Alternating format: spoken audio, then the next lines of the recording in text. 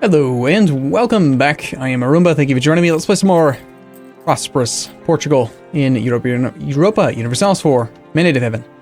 Okay, so I've taken a day off between recording. I know I only recorded 2. It's weird. And I've been reassessing now, and I don't actually think we can attack. I'm so tempted to mothball forts.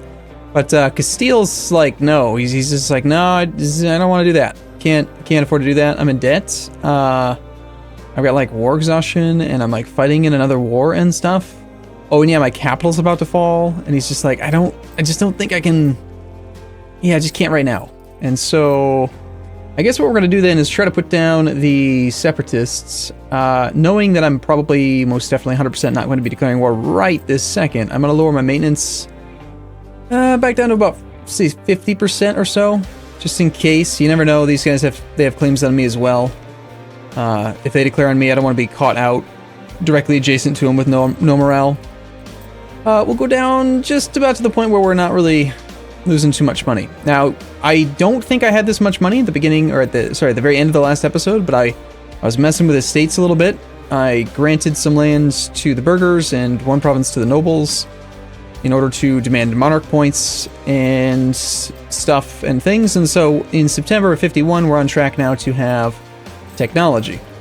That is the game plan. Now, ideally, we don't actually want to take tech too much, because I'm pretty sure we're going to enact a golden era in the very first age. You can only do 1 golden era per campaign, but a early game golden era to get a leg up on colonization and just make sure we win our initial wars feels like the most significant time of the game that you could use it, in my opinion. You know, like, when is it stronger? When you're already a blob and you're already snowballing, or in the beginning when you're kind of weak and you need the help? So, yeah. Anyway, that's the game plan. See if we can, I don't know, improve relations with some people and stuff while we would just sort of hang out and wait around. Let's see who wins this war. 36%. Oh, defenders desert. 21% chance. Oh my God, is he blockading it? No. He was. He was thinking about it, and then he's like, nah, it's just silly. I'm about to take a tick. I'll just take it with a 7%. Water shortage? Dude, you rolled a water shortage? Okay, your last dice roll was an 8. All right, I just got... This is significant, I think. So, before the water shortage, he had 9. So, it was 9 plus 1 minus 5... Right? 9 plus 1 is 10, minus 5. He had a 5 plus a 1 is a 6. Plus an 8 would have been a 14. In this case, that's why he rolled the water shortage. And if he had an extra plus 2, it would have been a defender's desert. Okay, never mind. I was going to say, if he had actually just like given up on the success of the siege because he moved his navy, even though it was just right there, then I was going to kill someone. Or something. That was the game plan anyway. Automatic fleet transportation is really good now. It's almost like they built it the way that they should have in the first place. Actually, let's wait for the other 2 infantry before we get over there. And Ricard has accepted full annexation, and the next tick is going to be... Oh, so sad, Aragon with the water shortage. Hey, Castile, you might want to consider blockading the fort. This is some atrocious AI right here. He's all like, I gotta blockade this fort that I'm not sieging, not the one that's his capital that I'm about to... Like, if he loses Toledo, he's gonna take a separate piece. He's probably even gonna give up, like, Rioja, Soria, or Cuenca or something. Some provinces that Aragon wants. Aragon's gonna end up taking land from him, even though he should... Well, he got lucky twice. But based on the luck, he should be fine. 23 days... 11 days. Let's just see how lucky this Castilian AI is. You think 3 times is a third time's a charm? Yeah. Yep, see? You give him 3 times and he's gonna succeed, man.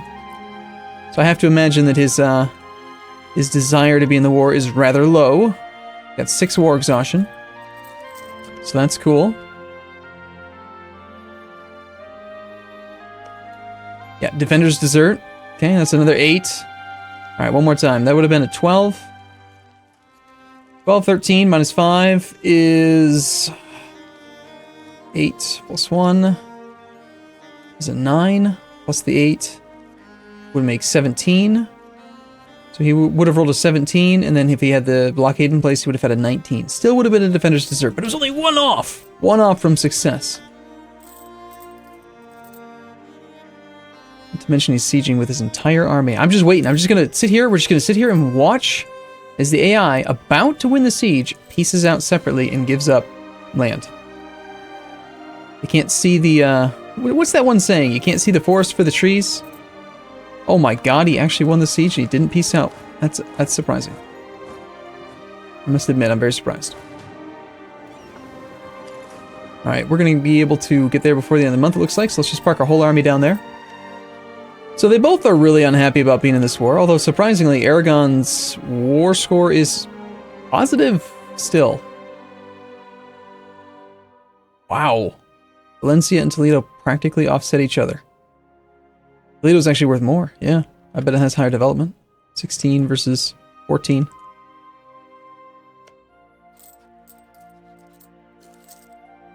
Yeah, good luck with that, Castile. It's going to take you at least a half year to a year. And goes away. You know, Castile, you're really slowing down my my ambitions here. I mean, perhaps I should just eat Granada. I'm starting to think that maybe you don't want Granada.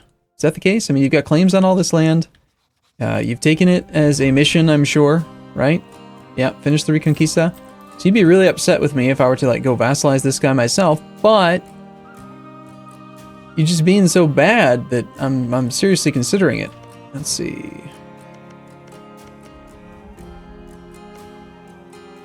Oh, that's right. These guys are fighting over here. I remember a great power has forced Kildare to break their alliance. Okay. So boy is going to annul their treaties with Austria and pay some war reps. I seem to recall wanting to get interested here. I was going to have Dejera join me in a war against Tunis, even though I don't have a claim because I wanted to get my humiliate off. Right? Let's come back from Steel because it's not actually that important. Because he's clearly he's a horrible AI.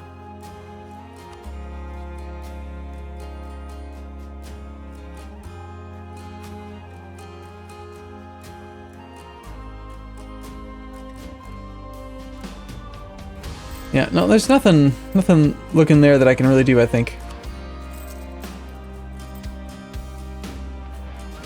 That mothballed fort, though, it's calling to me. If Castile somehow gets their act together, and/or I get a tech advantage over Morocco and Granada and Tlemcen, then I will consider it. But these guys are all at peace right now, right? So declaring war on all three of the Muslim nations here down in the south seems like a bad idea.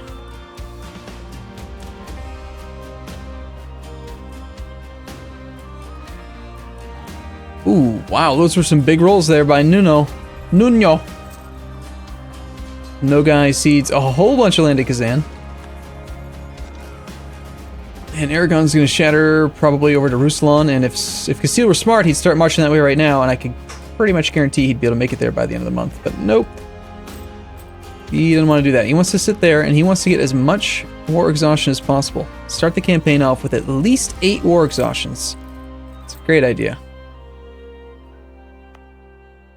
Okay,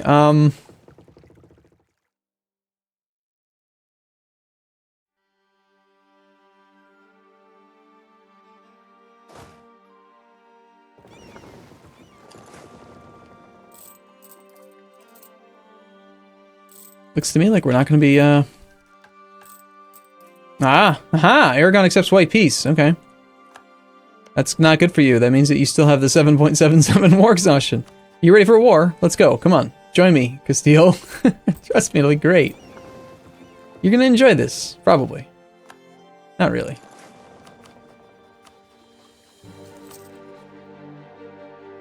Castile says no.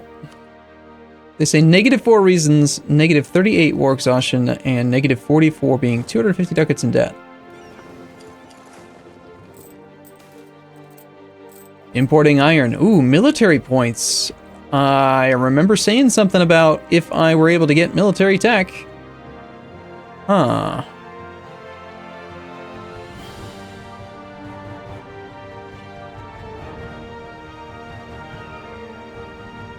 Increased innovative. I don't remember getting that. Oh yeah, that's right. Right. The conversion thing. Right. I remember now. I gotcha.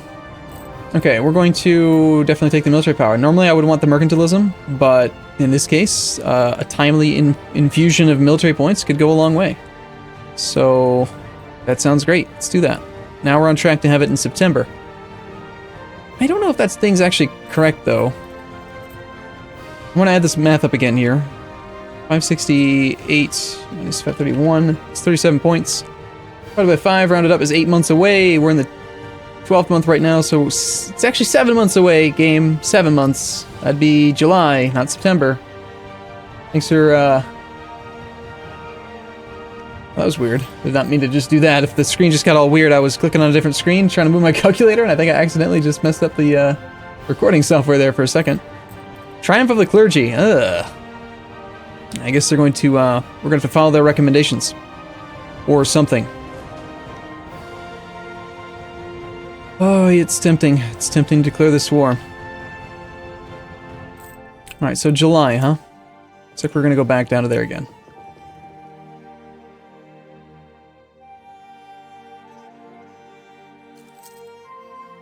I'd say the chances of Castile being in a very strong position are pretty weak.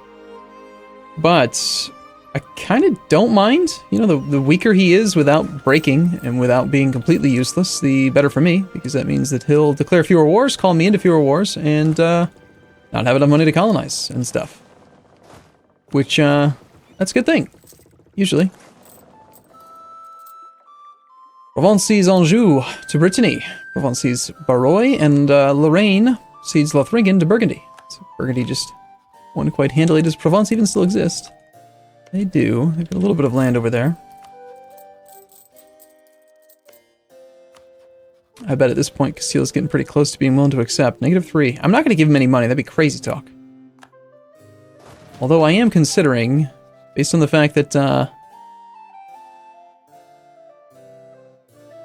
it's so tempting. Is there some way I can engineer a non-humiliate war so that I can separate peace Morocco? There's no way you have enough trade power, right? Granada's got 8% of provincial trade power.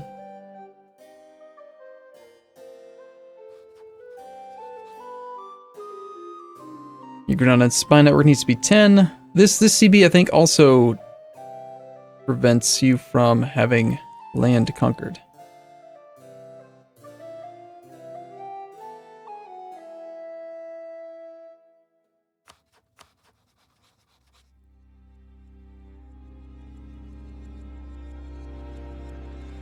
Looks like we could justify a trade conflict against Tlemcen. And if I did that,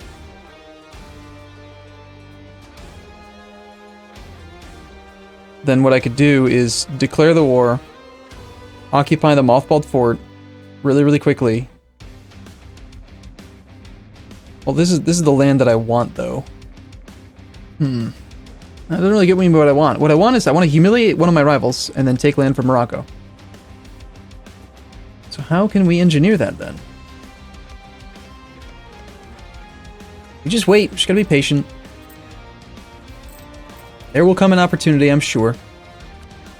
We're doing advisors and stuff. We gotta switch over to do a diplomatic reputation guy. That might actually pull Castile into the war a little bit earlier. Between him and I'm sure we have naval superiority. And the reason that the AI usually seems to lose this initial conflict is that they're too stupid to put their army in Africa. They try to, like, cross the strait piecemeal.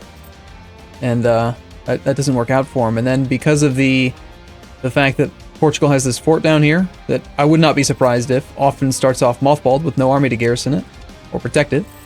Once Morocco gets control of it, then they can freely cross the strait because of Gibraltar being controlled by Granada. So even with a blockade, they're allowed to cross, and then they just cross and kick everyone's butt.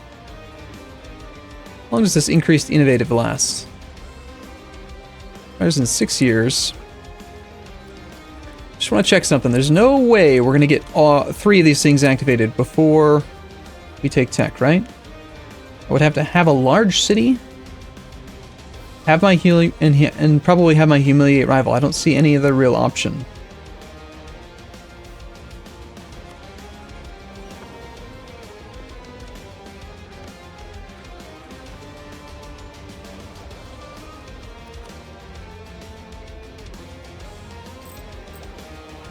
However, as soon as we unlock the first idea, just one idea, we can start our colony, and very soon thereafter start exploring further, and that will give us Discover America.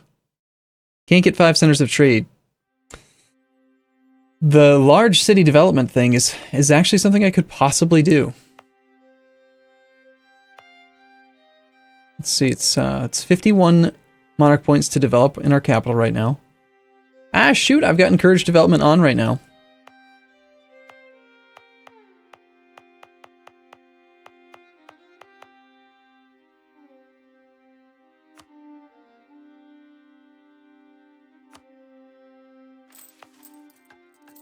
I don't think I'm going to do it right this second, but like to actually get this up, I'd have to click 13 times. It'd be pretty damn expensive. It'd be like all my monarch points. On the other hand, Splendor.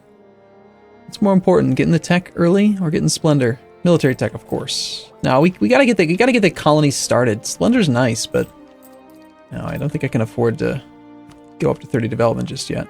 There's no other 30 development provinces nearby that I can steal, are there? I think the only country that starts off with it is like Paris. Like France has it, Milan has it, and then I think the papacy could have it if they just did 2 clicks. Florence, they've got 28. London's on 22, and Bohemia's on 21.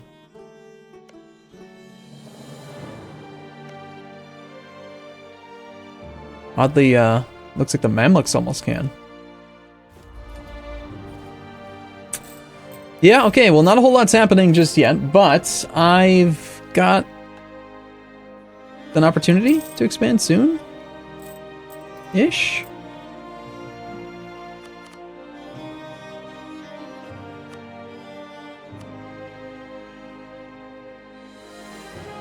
Just gotta keep in mind that his enthusiasm's gonna be pretty low.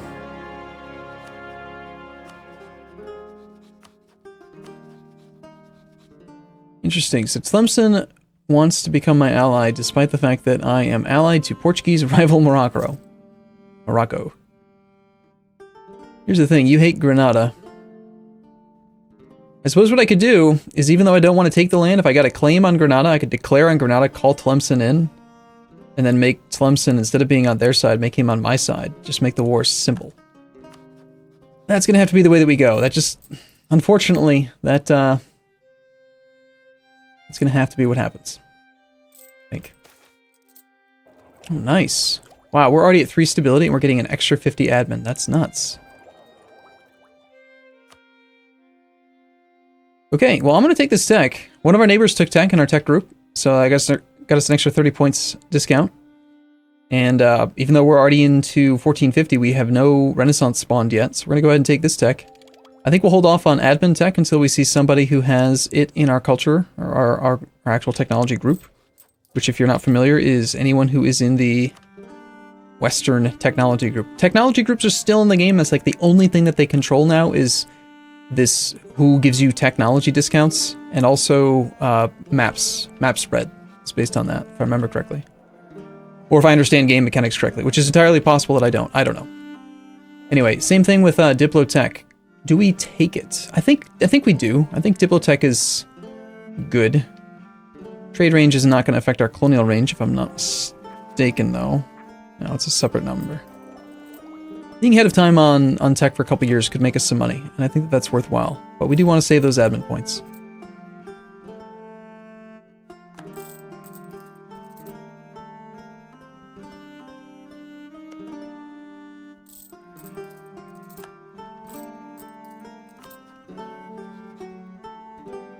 Alright. It's gonna take me a little while. Oh no! Granada's no longer a valid rival! Darn it, that's gonna make me spy slower. Well, I mean, rigorous research is pretty awesome, but, huh.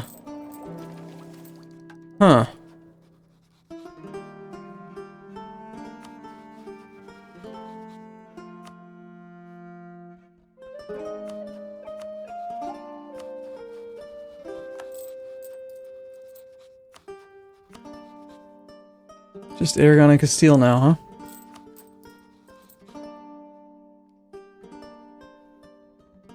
I have to imagine that Aragon is... Castile takes a separate piece. All because of a blockade in Gulf of Valencia. And now they're going to end up letting that die. Letting that guy end up being independent.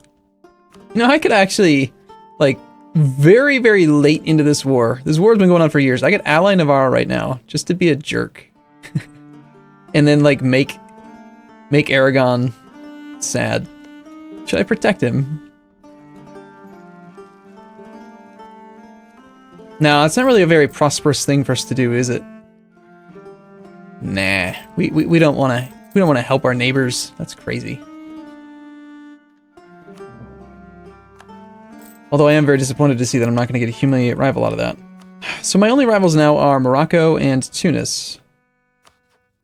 And I could do this. I could declare war. He's not going to want to come in on a promise. I can't promise him territory because I can't get a claim, so I don't have a CB, so... Be another thing. I might be able to piggyback a war if he declares a war.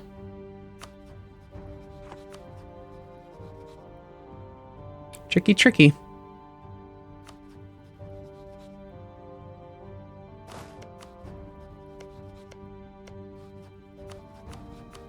Oh, now is the time. I've got my tech advantage. Alright, I'm going to take a break here. I'm going to think about it for a little bit. I know I'm hemming and hawing about it quite often, quite a bit, but I think it's all for good reason. So, alright, I'm going to take a break here. I'll see you soon.